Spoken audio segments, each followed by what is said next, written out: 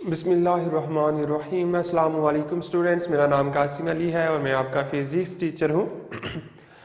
बेटा as usual कि जैसा कि हम जानते हैं कि अपनी फर्स्ट ईयर फिज़िक्स का चैप्टर नंबर 11 जो कि लास्ट वाला चैप्टर था इस क्लास का, जिसका नाम था हीट एंड थर्मोडायनामिक्स, ठीक है, उसको स्टार्ट किया हुआ था और उसी के टॉपिक्स को स्टडी करते आ रहे थे अभी तक हम। और आज भी उसी चैप्टर का एक टॉपिक मैंने सिलेक्ट किया हुआ है जो कि एक इम्पोर्टेंट टॉपिक है according to paper point of view से। हमने प्रीवियस जो टॉपिक पढ़ा वो भी topic first law of thermodynamics एक इम्पोर्टेंट टॉपिक था, लेकिन अभी जो हम ये टॉपिक पढ़ने जा रहे हैं, ठीक है, ये वाला टॉपिक भी आपके पास एक इम्पोर्टेंट टॉपिक है, ठीक है, जिसका नाम है molar specific heat of a gas. Molar specific heat of a gas ये एक इम्पोर्टेंट टॉपिक है, इसको अच्छी तरह से आपने स्टूडेंट समझना है और मुझे उम्मीद है कि आपको समझ भी आएगी। चलते हैं फिर हम अपने टॉपिक की तरफ। कहते हैं molar specific heat of the substance is defined as the heat required to raise the temperature of 1 mole of a substance through 1 kelvin. कहते हैं कि वो हीट, ठीक है, जो क्या करे किसी भी सब्सटेंस के टेम्परेचर को, ठीक है, 1 मोल केल्विन, ठीक है, कहते हैं heat is required to raise the temperature of 1 mole of a substance through 1 Kelvin। कि अगर आपके पास एक सब्सटेंस है 1 मोल का, उसका टेम्परेचर आपने बढ़ाना है 1 केल्विन, ठीक है, तो जो हीट इस प्रोसेस के लिए हमें चाहिए होगी उसको हम कहते हैं molar specific heat of a gas. ठीक है students, molar specific heat of a gas के जितनी आपको हीट चाहिए to increase the temperature of 1 mole substance of 1 kelvin, ठीक है, 1 केल्विन टेम्परेचर 1 मोल सब्सटेंस के बढ़ाने के लिए आपको जो हीट चाहिए होती है उसको आप कहते हैं molar specific heat of gas. अगर इसकी डेफिनेशन लिखें तो डेफिनेशन स्टूडेंट बनती है, कहते हैं the heat required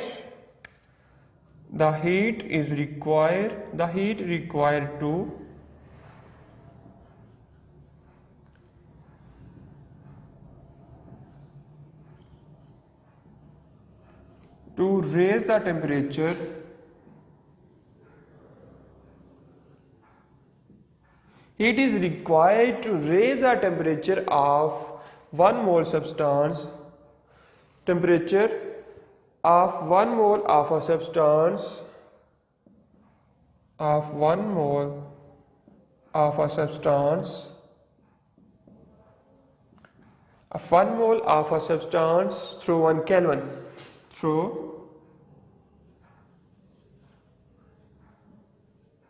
1 Kelvin is called molar specific heat of a gas, is called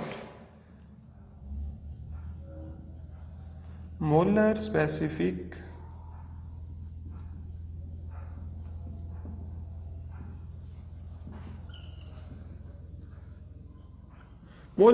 heat of a gas। Note, कहते हैं in case of solids and liquids the change of volume and work done against external pressure during a change of temperature is negligible small. कि liquid और solids के मामले में क्या होता है कि जो आप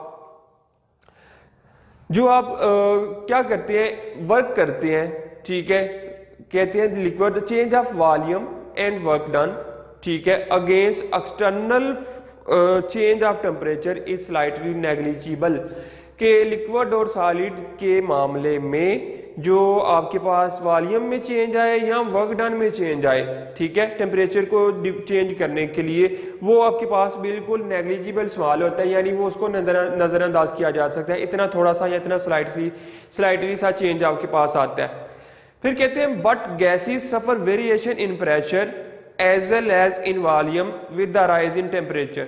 ठीक है, कि सॉलिड और लिक्विड में जो लिक्विड के टेम्परेचर में जो फर्क आता है वो स्मॉल आता है, इतना ज्यादा नहीं आता एज कंपेयर टू गैसेस।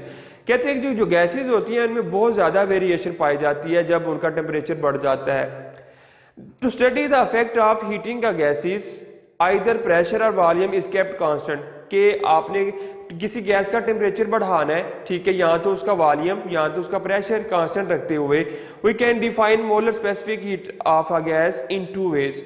ठीक है। कहते हैं कि अगर आपने स्टडी करना है गैस को, उसका टेम्परेचर बढ़ाते वक्त लेकिन उसका वॉल्यूम या प्रेशर कांस्टेंट रखना है, तो आप क्या कर सकते हैं कि आपके पास जो मोलर स्पेसिफिक हीट है आप उसको दो वेज में, in two ways you can describe molar specific heat in two ways. Number one, molar specific heat at constant volume, molar specific heat at constant pressure. ठीक है, दोबारा से जरा ओवरव्यू ले लें।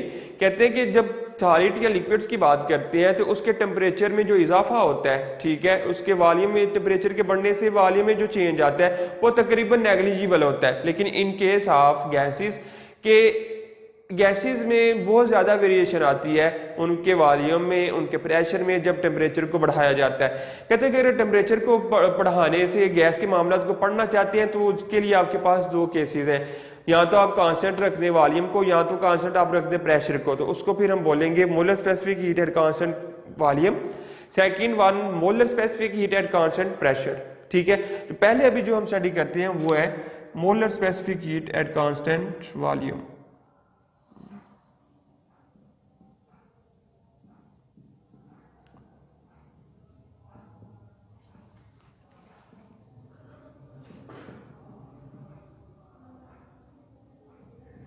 Molar specific heat at constant volume की definition कहते हैं the molar specific heat at constant volume is the amount of heat required to raise the temperature of 1 mole of the gas through 1 kelvin at constant temperature.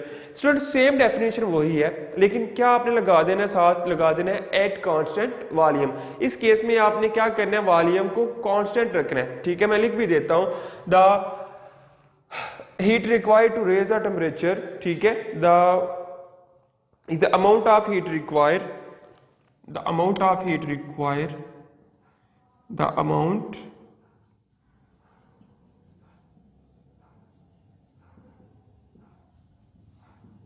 of heat required to raise the temperature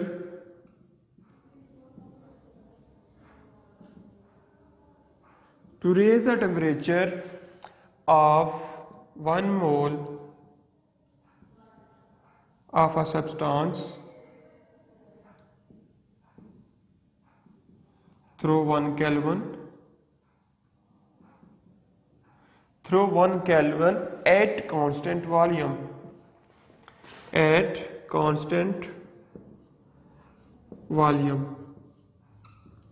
ठीक है student, कि जब आपके पास 1 mole substance है उसका temperature आपने 1 kelvin बढ़ाना है, तो उसके लिए आपको जो हीट चाहिए होगी, ठीक है, उसको आप लेकिन इस केस में याद रखने वाली बात यह है कि volume at constant, volume should be kept constant, volume आपका जो है वो कांस्टेंट होना चाहिए। तो इस केस में जो आपके पास रिक्वायर होगी हीट, उसको आप बोलेंगे molar specific heat at constant volume. ठीक है, इट्स सिंबॉलिकली सिंबोलाइज्ड बाय CV। ठीक है, it is represented by, it is symbolized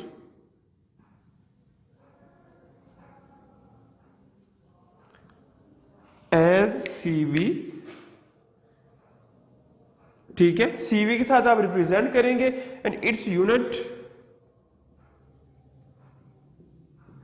is equal to mole per kelvin, मोल पर मोल और साथ आ जाएगा पर केल्विन। ठीक है, ये इसके यूनिट्स भी आपने याद रखने हैं और इसका सिंबॉलिकली जो सिंबल है वो भी आपने इसका याद रखना है। फिर molar specific heat at constant pressure, molar specific heat at constant pressure.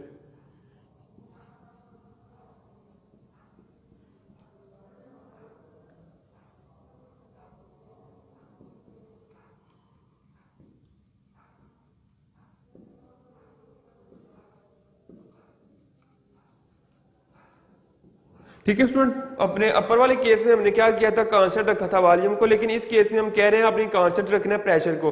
सारी डेफिनेशन वही जो हमने molar specific heat of a gas की पढ़ी थी, सिर्फ क्या चेंज आ जाएगा इसमें, चेंज सिर्फ ये आएगा कि जिधर हमने कहा था पहली डेफिनेशन पढ़ी हमने कुछ भी नहीं कहा, हमने सिर्फ कहा थ्रू 1 केल्विन चेंज हमने लेकर आना है टेम्परेचर के अंदर। फिर दूसरे केस में हमने पढ़ा कि चेंज लेकर आना है 1 केल्विन टेम्परेचर में लेकिन एट कांस्टेंट वॉल्यूम। लेकिन इस केस में, थर्ड केस में हम क्या बोलेंगे कि 1 केल्विन चेंज लेकर आना है एट कांस्टेंट प्रेशर। इस केस में आपके पास जो प्रेशर है वो क्या होना चाहिए, वो कांस्टेंट होना चाहिए, ठीक है। तो फिर आपके पास जो स्टूडेंट आएगा, मैं डेफिनेशन लिख देता हूं, कहती है the amount of heat require, the amount of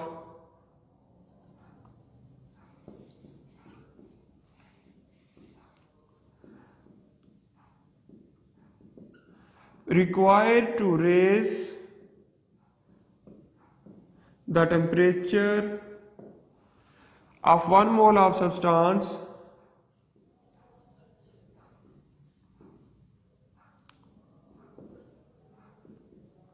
through 1 Kelvin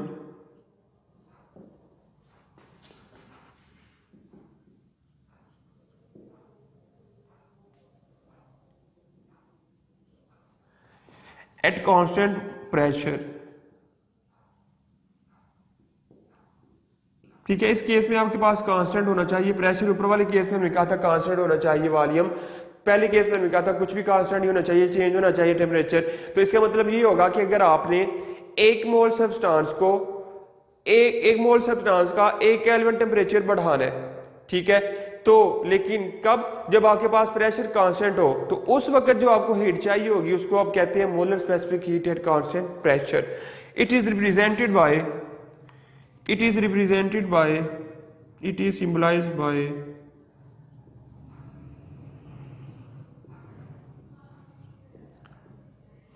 Cp, ठीक है, ये आपके पास Cv था और ये आपके पास आ रहा है Cv। और स्टूडेंट इसके भी यूनिट वही होंगे पर मोल पर केल्विन, ठीक है, यूनिट क्या होंगे पर मोल और साथ आ जाएगा पर केल्विन, दोनों के यूनिट सेम होंगे। फिर कहते हैं derivation of Cp minus Cv is equal to R। एक अलग से आपके पास स्टूडेंट एक क्वेश्चन पूछा जा सकता है आपसे, ये इंपॉर्टेंट चीज है, ठीक है, according to paper point of view से रिलेशन आपसे डायरेक्ट पूछ सकती है, derive the relation Cp minus Cv is equal to R। तो इस केस में आपने क्या प्रोसेस करना है सारा, आपने अब इसको देखने लगे हम, कहते हैं डेरिवेशन, एक थर्ड प्रोसेस आ जाता है आपके पास डेरिवेशन ऑफ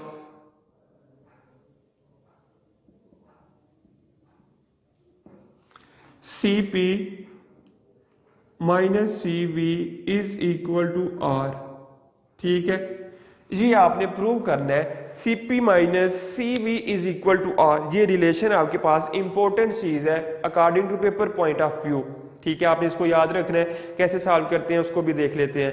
कहते हैं if 1 mole of an ideal gas is heated eight constant volume so that its temperature rise by del T, then the heat transfer QV is given by, ठीक है, if 1 mole of gas, if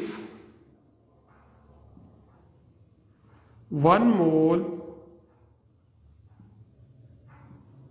of gas is, ठीक है, 1 mole of gas is heated at constant volume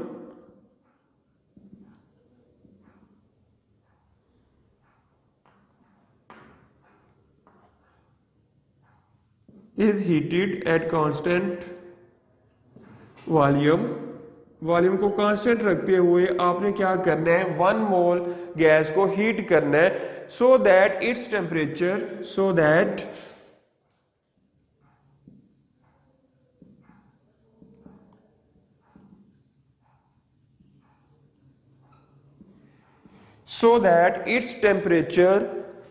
its temperature rise by del T, temperature rise by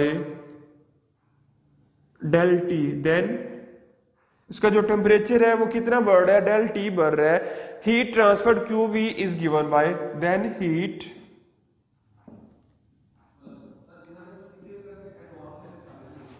heat is QV, क्या आपके पास आएगी, QV is equal to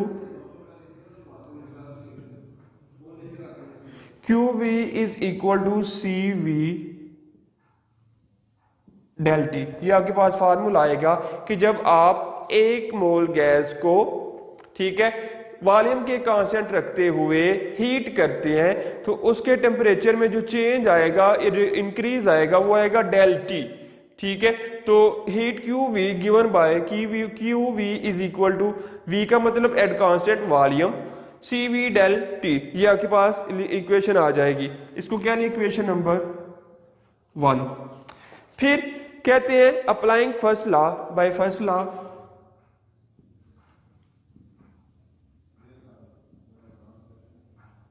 आपके पास क्या आता है, Q इज इक्वल टू, आपके पास फार्मूला था Q is equal to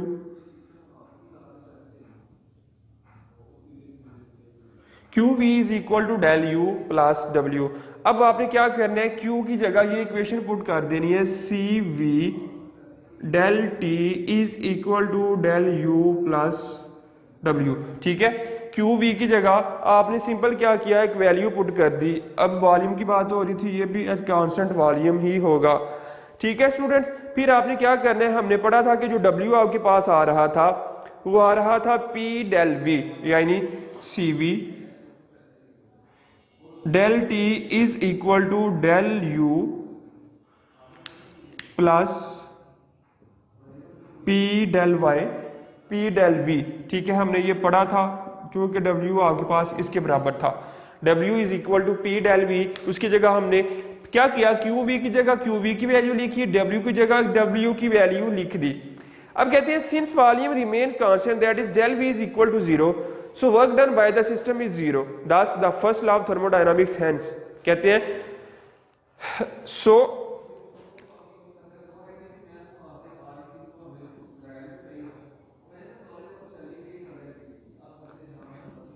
so volume is constant, then change then आपके पास अगर तो वॉल्यूम कांस्टेंट था तो वॉल्यूम के कांस्टेंट होते हुए, ठीक है, वर्क डन क्या होगा, then work done is also 0, then work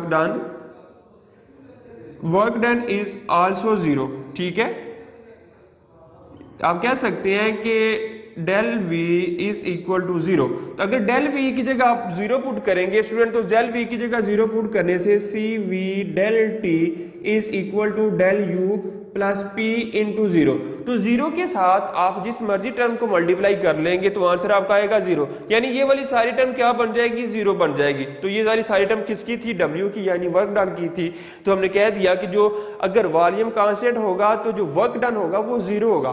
constant volume के ऊपर जो वर्क डन आता है वो भी आपके पास 0 आता है। तो we can say that CV del T is equal to del U, यानी चेंज इन इंटरनल एनर्जी बराबर आ रहा है, ठीक है, molar specific heat at constant volume into change in temperature. ठीक है, आप कह सकते हैं इसको इक्वेशन नंबर 2। ठीक है, ये आपके पास इक्वेशन नंबर 2 आ गई। अब स्टूडेंट कहते हैं एट कांस्टेंट वॉल्यूम ये था, अब आपने क्या कहना है एट कांस्टेंट प्रेशर, के अगर आप प्रेशर को कांस्टेंट रखें, ठीक है, एट कांस्टेंट प्रेशर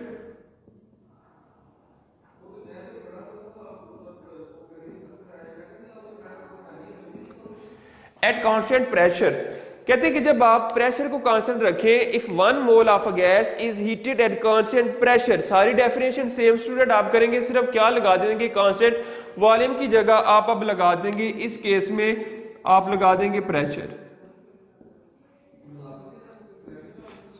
ठीक है, और V की जगह आप लगा देंगे P। बाकी सारी डेफिनेशन सेम, कोई भी फर्क नहीं आ रहा है इसके अंदर। ठीक है, सेम एज इट इज आप करेंगे। ठीक है, आपके पास जो इक्वेशन बनेगी वो बनेगी QP is equal to CP del, साथ आ जाएगा T, QP is equal to CP into del T। ठीक है, तो डेल U स्टूडेंट आपके पास क्या आ रहा है, डेल U आपके पास आ जाएगा CP डेल T। ठीक है, सारी इस तरह कैलकुलेशन परफॉर्म करवाने के बाद अगर हम देखेंगे तो डेल U आपके पास आएगा, अगर हम शॉर्टकट अब लिखने जा रहे हैं, del U is equal to CP del T। ठीक है, जैसा हमने ये देखें प्रूव किया था, मैथमेटिकली प्रूव लिया है कि जो डेल U बराबर आ रहा है CP डेल T, यानी ये कैलकुलेशन परफॉर्म करवाते हुए, तो सेम कैलकुलेशन स्टूडेंट हम इसके लिए भी परफॉर्म करवाएंगे, तो सेम ही आंसर हमारे पास आएगा, बजाय इसके कि हम अलग अलग डिफरेंस डेरिवेट करें इसको और उसको। आप डायरेक्ट भी इसकी वजह से, चूंकि हमने कैलकुलेशन तो कर ली एक दफा, आप डायरेक्ट आंसर लिख सकते हैं del U is equal to CP del V। ठीक है, अब स्टूडेंट कहते हैं since the gas expand to keep the pressure constant, so the work done by the gas is W is equal to P del V। ठीक है, कहते हैं according to first law of thermodynamics Cp del T is equal to Cv del T plus P del V। ठीक है, using equation 3, 4 and 5। ठीक है, इस equation को कह लें नंबर 3, इस इक्वेशन को कह लें नंबर 3, इस इक्वेशन को कह लें नंबर 4। ठीक है, तो अब अगर आपने इनको क्या करना है, कंपेयर करना है। ठीक है स्टूडेंट्स, कंपेयर करेंगे QP is equal to del U plus W, QP is equal to del U plus W। QP किसके बराबर था, CP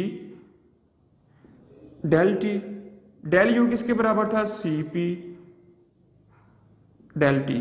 ठीक है, आपने वैल्यूज को पुट किया इक्वेशन नंबर 3 एंड 4 एंड 5। ठीक है, 5 इक्वेशन एक और आपके पास आ जाएगी, वो आपके पास थी W is equal to P del V, equation number 5। ठीक है, और W की जगह आप पुट करें student plus P del V, ये आपके पास सारी इक्वेशन पुट हो गई। ठीक है, सारी इक्वेशन पुट करने के बाद आपके पास जो आंसर आएगा PVNRT according to general gas equation. ठीक है, according to general gas equation. Student इधर आप क्या करेंगे, ये वाली डेल P की वैल्यू नहीं, ये डेल V रखेंगे, चूंकि डेल P हमने एक दफा इधर लिख लिया है, ये वाली वैल्यू पाएगी डेल V। कहते हैं according to ideal gas equation,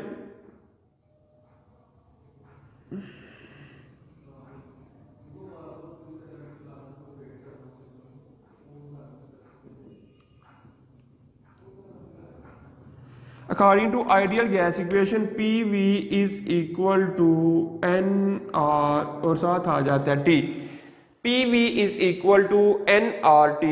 ठीक है, कहते हैं from 1 mole of an ideal gas N is equal to 1। ठीक है, for N is equal to 1,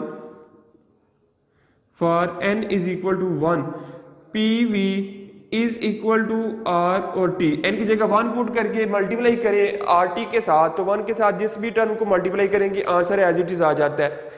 फिर कहते हैं at constant pressure P amount of work done by 1 mole of a gas due to expansion del V caused by the rise in temperature del T given by. ठीक है, अब चूंकि हम कह रहे थे कि चेंज इन वॉल्यूम था, चेंज इन टेम्परेचर, अगर आप लिखें P del V is equal to R del T।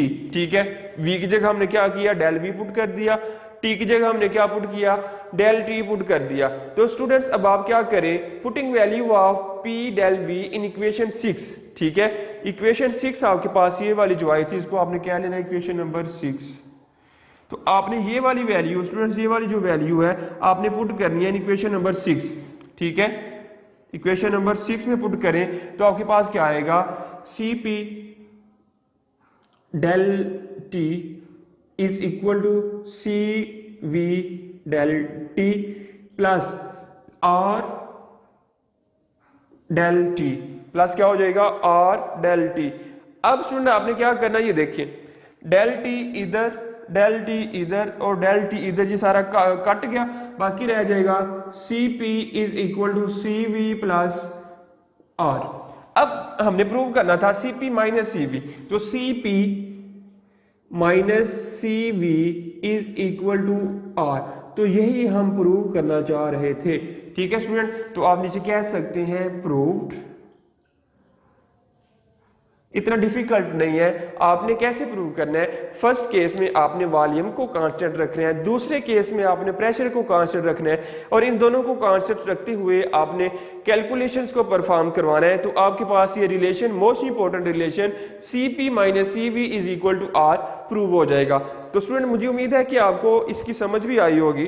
ठीक है, तो कोई डिफिकल्टी इसमें है नहीं थी, आई होप कि यू अंडरस्टैंड इट। ठीक है, तो मिलते हैं फिर स्टूडेंट हम अपनी नेक्स्ट वाली वीडियो में। ठीक है, तब तक के लिए मुझे इजाजत दीजिएगा, अल्लाह हाफिज। वीडियो पसंद आई तो लाइक करें, अपनी राय कमेंट करें। ऐसे ही मजीद वीडियोस के लिए हमारा चैनल सब्सक्राइब करें और बेल का आइकन दबाएं ताकि आपको हर वीडियो का नोटिफिकेशन मिलता रहे।